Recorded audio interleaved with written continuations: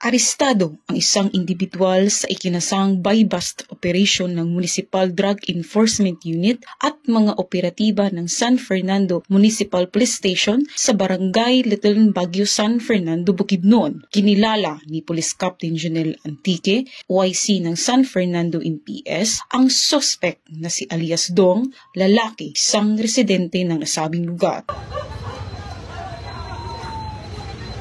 Sa ikinasang operasyon ng mga operatiba ay nakumpiska ang pakete ng hinihinalang shabu, isang 500 peso bill na ginamit bilang buy-bust money at iba pang mga non-drug items. Nahaharap ang suspect sa kasong paglubag ng RA 9165 o Comprehensive Dangerous Drugs Act of 2002.